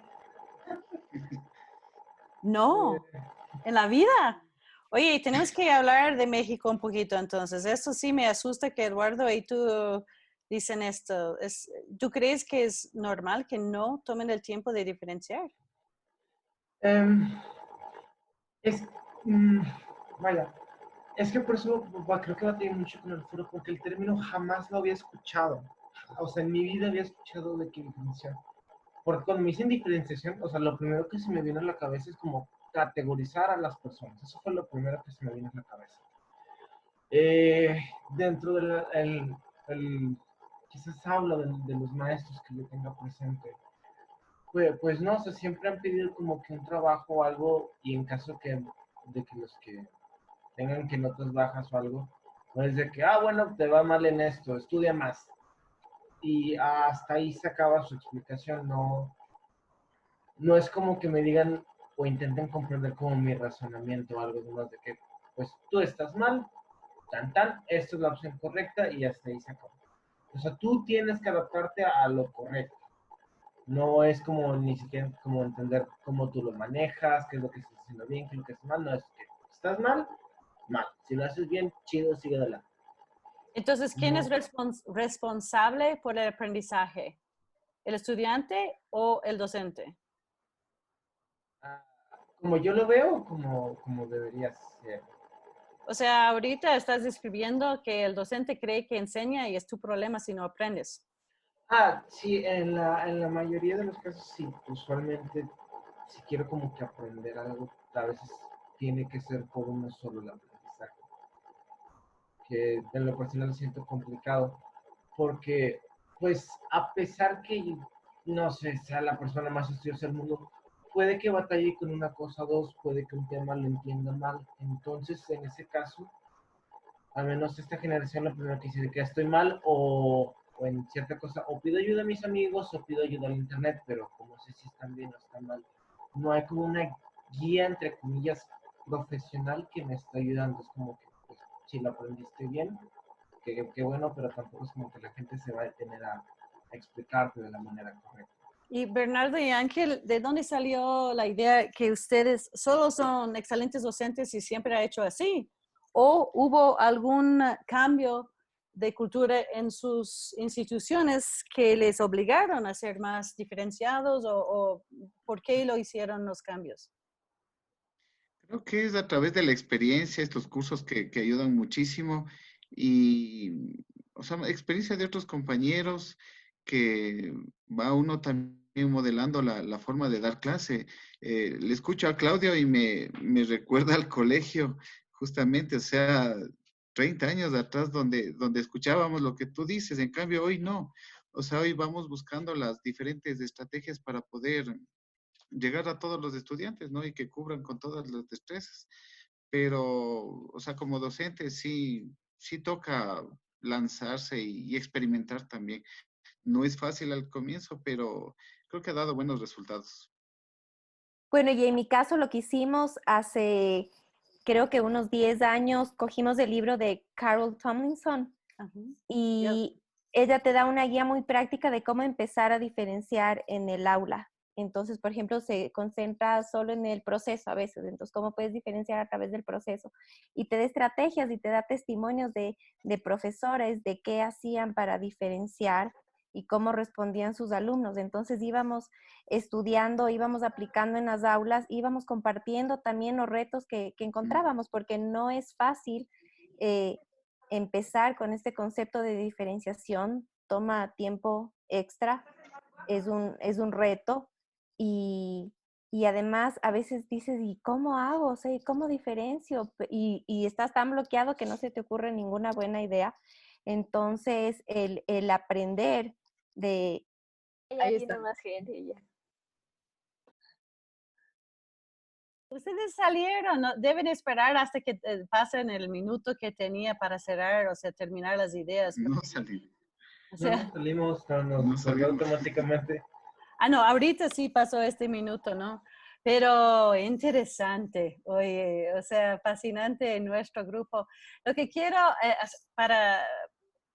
o sea, en un resumen que puede existir. Marta Lucía, ¿qué pasó en tu aula? O sea, si fuera un titular en un periódico, ¿qué me dice? O sea, algo, o sea, que Bueno, afectó. creo que quedaron dos ideas importantes. La primera es que a veces tenemos la idea errónea de que la diferenciación debemos hacerla única y exclusivamente en la evaluación. Ajá. Y la diferenciación debemos hacerla en las actividades y en la evaluación también, pero no solo en la evaluación. Y que obviamente es mucho más factible de hacerla en grupos pequeños que en grupos grandes. Muy bien. Y Claudio, ¿qué es lo que captó de los mentores en tu grupo que tenían excelentes ejemplos? Pero ¿qué es un titular para ti? ¿Qué es algo que llevas de esta conversación? Pues lo primero que dijeron es que no es como algo sencillo, es un reto que pues hay que aventarse y descubrir. Y también es algo que se va a dar por experiencia, porque como decía usted, no es como que se me ocurran los 5 minutos, cómo voy a hacer toda la actividad de esta diferenciación, pero de que poco a poco voy a agarrando práctica para ver maneras y estrategias para poder hacer esa diferenciación. Como decía Marta Lucía, si no me equivoco, no solo en la evaluación, sino también en las actividades. Muy bien. ¿Y el tercer grupo, quién era? O sea, que no había hablado. El tercer grupo. Eduardo, ¿tu grupo ya habló? ¿Sí? ¿No? No te escucho. Es Ana y Cintia, pero no hemos hablado. Y a ver, entonces, ¿qué es algo que tú llevas de esta conversación? Sí, pues la experiencia de Ana, ¿no? Se ve que en donde trabaja, pues ha implementado muchas actividades tendientes a esto de la diferenciación, ¿no? Para mí, la verdad, sí es un concepto nuevo, digamos, hablando conceptualmente, pero sí ya analizándolo bien si lo hacíamos de cierta forma, ¿no? En algunas actividades. Lo importante relacionado al tema de esta semana, que ojalá que está súper claro, si existe la variabilidad humana, que sí existe, hay que existir la diferenciación en los encuentros de aprendizaje. Perdón, que mis perros chiquitos se sienten que son grandes y están ladrando a todo el mundo, entonces, perdón. Entonces, es la justificación, la necesidad de diferenciar nace de nuestro reconocimiento que la gente son diferentes y hay una variabilidad humana.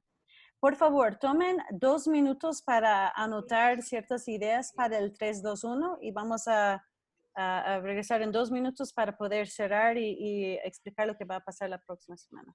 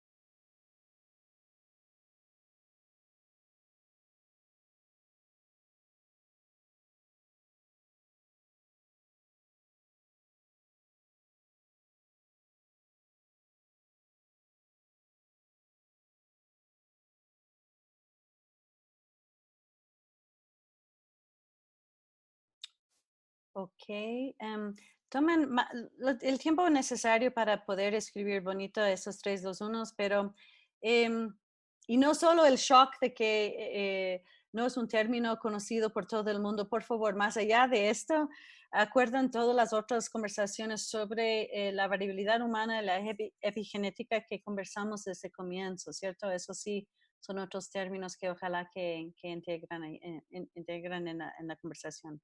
Ok, ojalá que ustedes estén, yo me quedo con boca abierta a ciertas cosas hoy día que me parece fascinante y me encanta. Estoy igual de abrumado por los dos extremos. Uno que no es algo conocido ni integrado totalmente en ciertos sistemas y el otro que es tan integrado que la gente está en shock cuando no lo hacemos. Me parece fascinante los dos extremos porque la verdad es una realidad dentro de sistemas de escuelas, o sea, el sistema escolar, pero si no está socializado al nivel que todo el mundo, o sea, podemos tener esas conversaciones de compartir lo que hemos utilizado en las aulas, de diferenciar, y justo porque no es un reto de todos, no es un objetivo que tenemos de clase, hay que regresar a pensar bien sobre cuando hablamos del aprendizaje siendo conocimientos, destrezas y actitudes.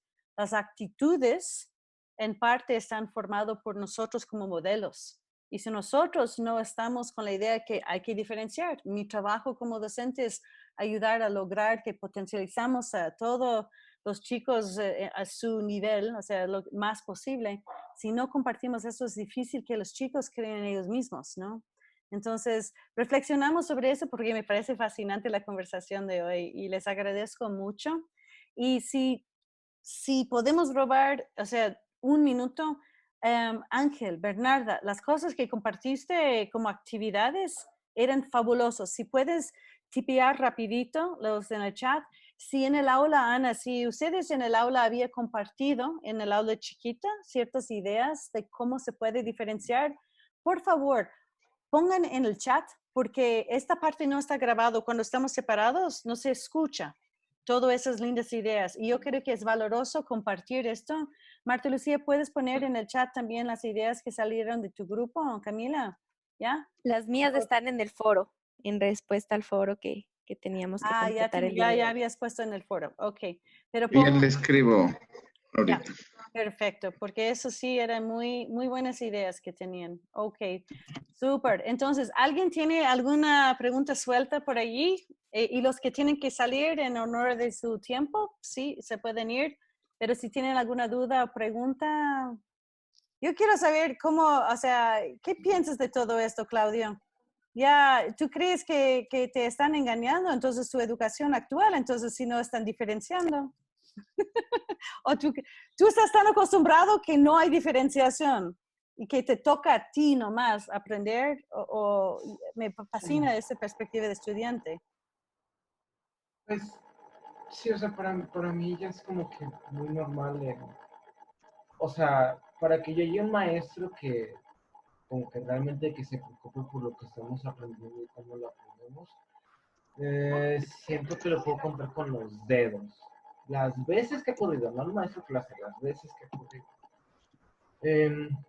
Pero sí, pues, no puedo decir que me engañan, pero a veces sí menos como lo están haciendo, por ahora, al menos en lo que me ha tocado a mí de experiencia. Y pues estas cosas son como que todo lo que he visto pues, con el profesor de que el curso y con todos mis compañeros que ya son como egresados de que son maestros o han dado clases de algún tipo, pues sí me da una perspectiva más amplia sobre cómo realmente podemos hacer un cambio para bien en lo que es en la educación, al menos en las escuelas, en las universidades, pero que Pero sé en rara vez... concreto, ¿cómo crees que podemos hacer este cambio? ¿Cómo vamos a lograr que los docentes lo hacen esto? O sea, Eduardo, también la misma pregunta, porque eso fue tu misma pregunta desde ese comienzo. ¿Cómo hacemos lograr que eso aterriza a nivel de los docentes que le hacen un cambio? Y básicamente existe la información, existe la evidencia, existe prácticas en otros lados, pero ¿cómo lo logramos que tiene un impacto en tu institución, por ejemplo, ¿no? Esa es la pregunta del millón, ¿no? ¿Qué le hace realmente factible y usable, o sea, la información que estamos compartiendo? ¿Tú vas a cambiar, tú vas a llevar alguna recomendación, Eduardo, que todo el mundo, todos los médicos que quieren hacer de disciplina, tú vas a llegar con este touchy-feely y tú crees que van a responder bien? ¿O cómo puedes cambiar ellos? No van a responder bien. Yo creo que es un compromiso que deben asumir todos los que quieran dar clase, ¿no? Porque muchos toman, especialmente en la universidad, la clase como un hobby o un medio para, hasta de ego personal, si quieren, y demás, ¿no? Dar clase en la universidad. Pero realmente profesores comprometidos que se preocupan por tener ahora, aparte de su formación disciplinar, una formación pedagógica, son pocos. Pero realmente incidiendo con esos pocos que les interesa formarse como profesores ahora, se logran grandes cambios, ¿no? Porque esos pocos profesores que sí tienen muchas ganas de transformar la forma en la que enseñan y que aprenden los alumnos, si los colocamos al frente de las academias, de las materias, empiezan a transformar, o sea, yo lo he visto, ¿no? Ok, entonces tenemos esperanza, somos optimistas. Sí. Ya, ok, muy Hay bien. esperanza. ¿Y alguien quiere refutar lo que dice Ángel sobre la cuantitativa, que me parece un comentario? A ver, Marta Lucía, perdón. Pusiste algo sobre que la diferenciación, en cierto sentido, se contrapone la evaluación cuantitativa, que ya estamos hablando más de cualitativa. O sea, ¿segura? No te escuchamos. A ver.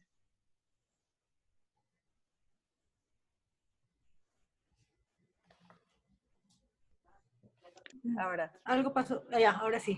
Sí, me refiero a que en realidad en el sistema en el que nos mantenemos, a los estudiantes y a los padres de familia y a nosotros y a las autoridades les interesan las notas.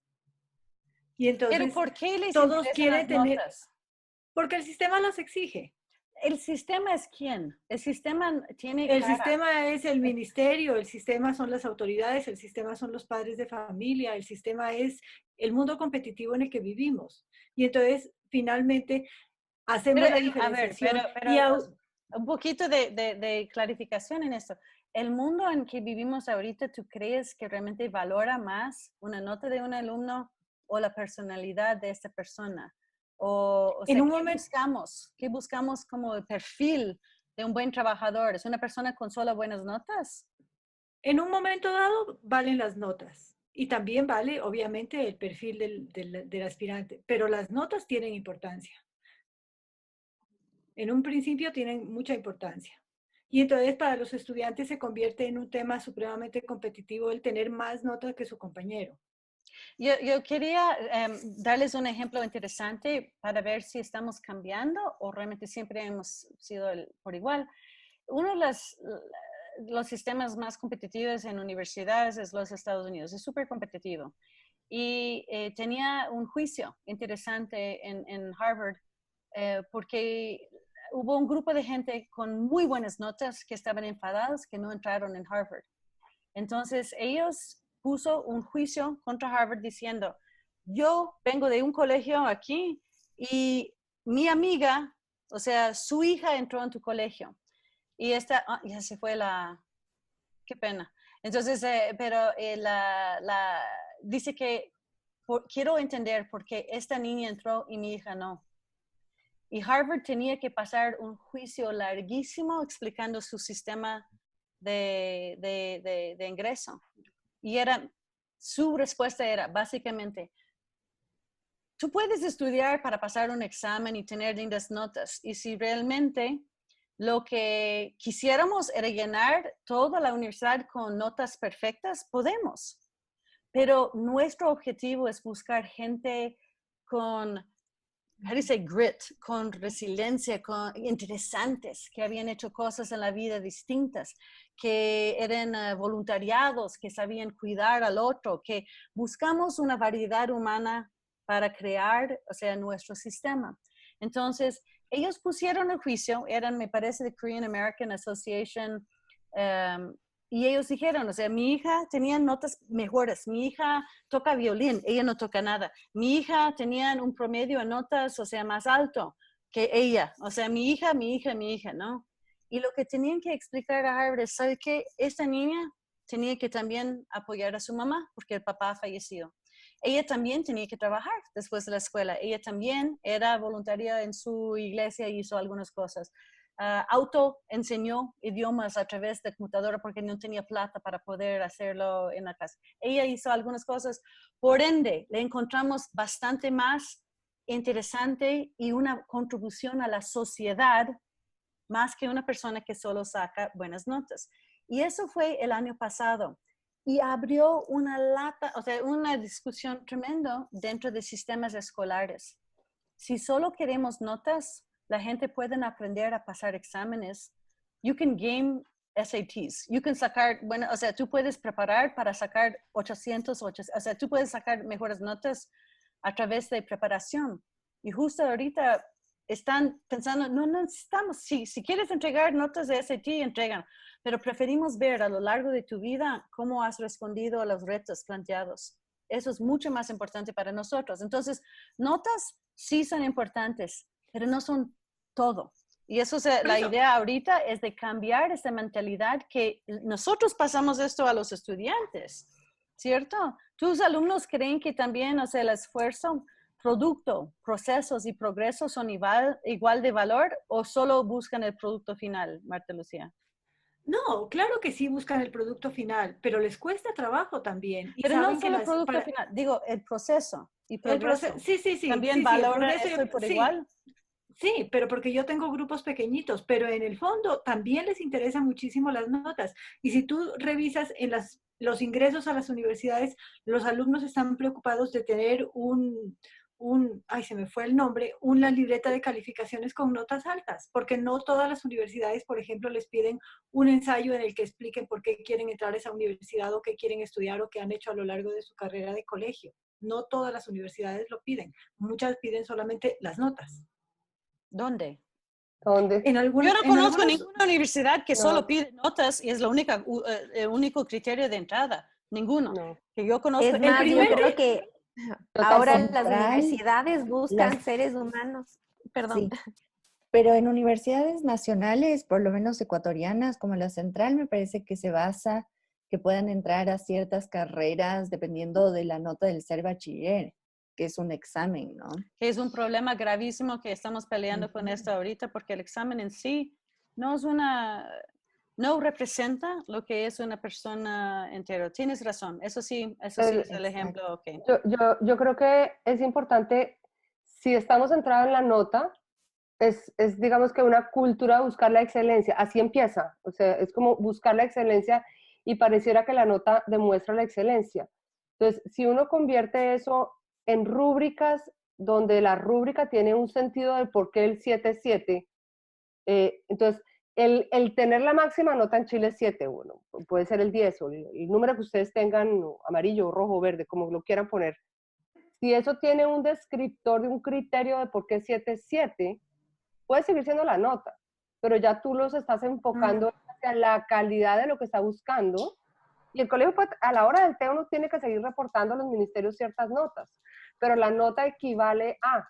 Entonces, cuando tú trabajas con unas rúbricas, ¿qué te hace decir que tú tienes un 7? Justifícalo, desde la evidencia, desde esta rúbrica.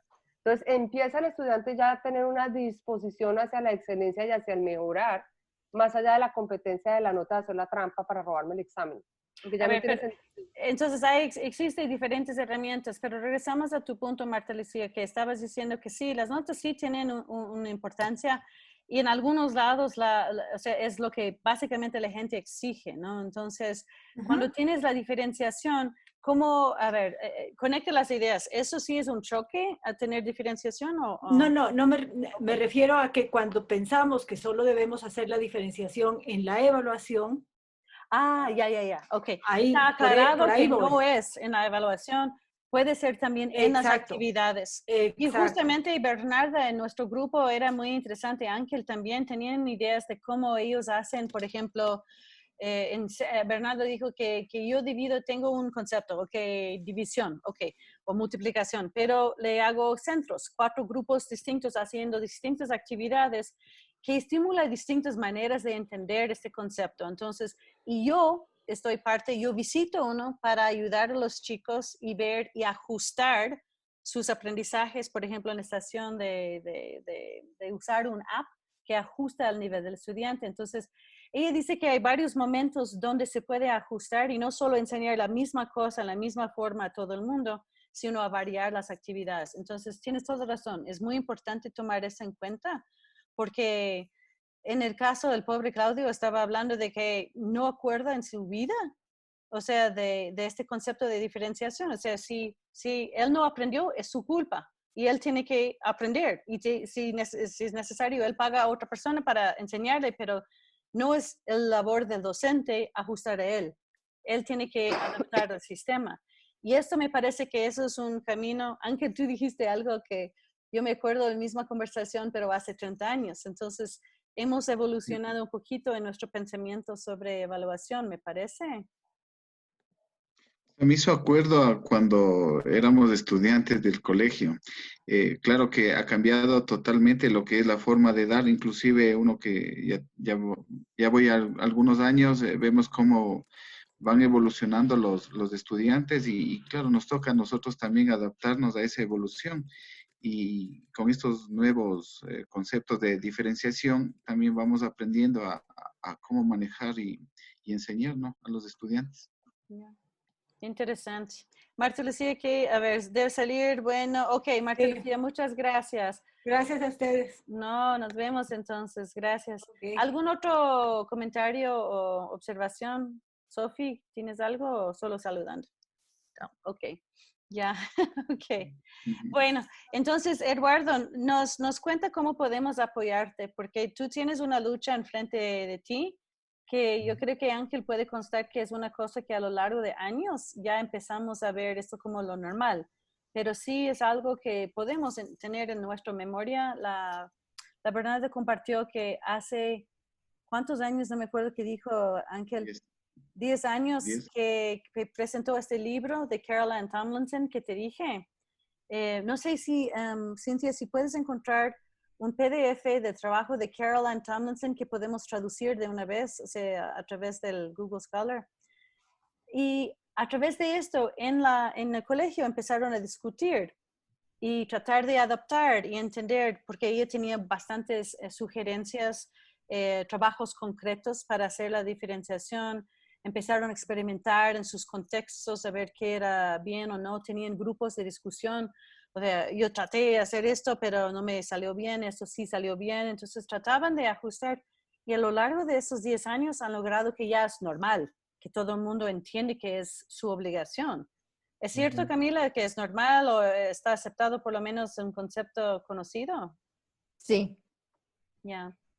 ¿Tú viviste No. no, ok. No, lamentablemente no lo viví, pero me hubiese encantado. Ya. Porque siempre tuve pánico a las matemáticas y creo que si hubiese tenido un enfoque un poco más diferente, podría haber aprendido mucho más. Muy bien. Bueno, la Ana tiene una pregunta muy importante. Es justo una de las presentaciones que hice en Hawái. Es chistosísimo que valoramos tanto la evaluación, pero no diferenciamos, diferenciación, pero no valoramos esto en los mismos, o sea, en nosotros mismos como docentes. Como docentes seguimos haciendo el mismo desarrollo profesional típico, igualito de lo que tienen todo el mundo, en vez de diferenciar nuestra formación. Y eso sí es irónico, pero puede ser en parte porque no nos vemos como algo importante. Estoy tratando de ver la presentación para poder compartir lo que hice ahí, pero era importante porque me parece que llegamos a entender la necesidad de diferenciar para los docentes también, no solo los estudiantes. Si encuentro, le voy a jalar aquí. A ver, entonces, ¿algún otro comentario o pregunta? ¿Están bien? ¿Sí? ¿No? ¿Dudas? ¿Están bien? Yo no sé dónde está mi presentación. Aquí está. Ya le voy a jalar ahí. Appreciating Human Variance, justamente el título era apreciar la variabilidad humana y la necesidad de diferenciar. Entonces era una larga, bueno, si quieren, tú puedes, o sea, Appreciating Human Variation, era de hablar de los 21, de los póstulos en Mente, Cerebro, Educación.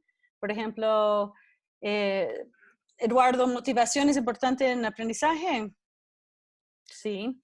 Pero hay una variabilidad humana importante. ¿El estrés afecta el aprendizaje, Sophie? Sí, pero lo que te estresa a ti, no estresa a mí, entonces hay una variabilidad humana tremenda, ¿no? ¿Hay que dormir para aprender, Ángel? Creo que era un mito.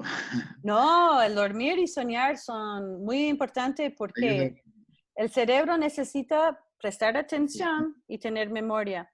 Y cuando duermes, ya tienes tú puedes enfocar y prestar atención. Y cuando suenas, ya tú puedes consolidar la memoria. ¿Perdón?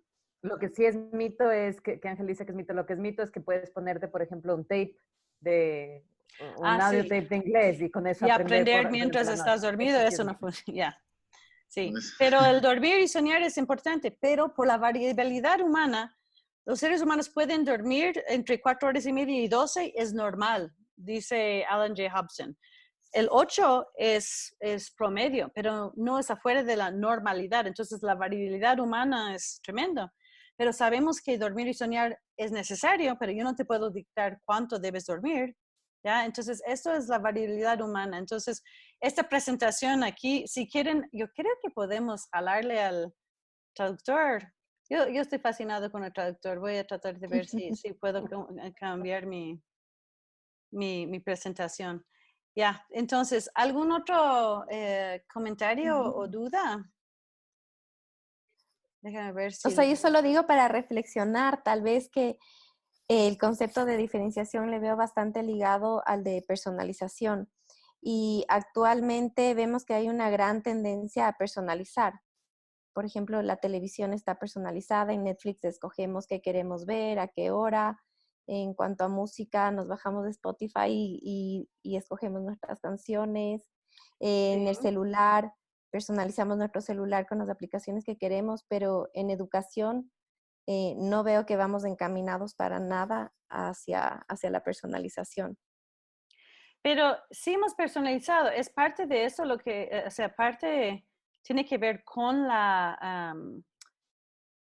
con todo, es la razón por la cual la gente está dejando las escuelas y universidades típicas y yendo a cosas como Udemy y los otros, que tú selecciones lo que tú quieres aprender. O sea, esto es algo, me parece interesante, que la gente ya están aprendiendo esto. Y esto sí es distinto a lo que es o sea, personalizar significa que estamos tratando de individualizar también los logros. Y es distinto de diferenciar que donde compartimos el mismo objetivo. ¿Me entiendes? Entonces, cuando tú personalizas tu educación superior, puede ser que tú decides que voy a tomar un curso en el otro. Yo puedo unir pedazos ahora que ahora están buscando la manera de certificar títulos que están unidos por varias universidades, por aquí, por allá. Ahí es mi conocimiento, entonces me das un título. Entonces están personalizando a cierto nivel, pero no están diferenciando, porque diferenciar sería aceptar que estamos compartiendo el mismo fin, el mismo objetivo. ¿Entiendes la diferencia entre personalizar y diferenciar? Sí. Eso es mi entendimiento. Puede ser que hay otros. No sé por qué no me deja jalar el documento. Open. O sea, ¿qué escribiste sobre The Teacher as a Person? Dice que es más de 10 megabytes, por eso es muy grande. Pero en partes, divídelo en partes y trata de ver si se puede ver las partes, porque justamente es exactamente lo que estamos hablando. ¿Qué dijiste, Ana? Aquí abrió completo.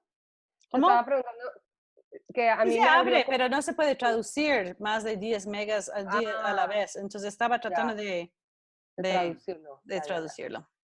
Pero bueno. No, que escribiste sobre The Teacher as a Person. O sea, lo viste desde quality en las diferentes áreas. Me encanta. Lo que es chistoso, les pregunté a todo ese grupo, era 370 docentes ahí, y era de, a ver, ¿qué hacen para ayudar a los estudiantes a aprender? Entonces me dijeron miles de cosas entre visual binders, no sé qué, o sea, me dicen actividades, me dicen herramientas, me dicen miles de cosas, me dicen actitudes, tienes que estar, o sea, hacerles creer en sí mismos, o sea, miles de cosas, y dividimos esto. Después les pregunté, ¿y qué necesitan los docentes para aprender? Y caen en cuenta que es exactamente la mismísima cosa, pero pasamos tiempo tratando de pensar en cosas individualizadas por los chicos, pero nunca para los docentes. Entonces, ya. Bueno. Ya. Gracias por compartir. Bueno, ¿Ya? me voy. Ok, nos vemos. Sofía, estás Muchas con gracias. sueño. Ya. Nos vemos entonces. Gracias. Eduardo, Chao. si hay algo que podemos hacer para apoyarte, nos avisa. Estamos, we're rooting for you. Vamos, Eduardo, vamos, Eduardo. O sea, diferenciación, o sea, pom-poms, vamos allá a hacer cheerleaders para que tú logras esto, porque es duro. Y lo que me sorprende es, hago comentario, voy a parar la grabación.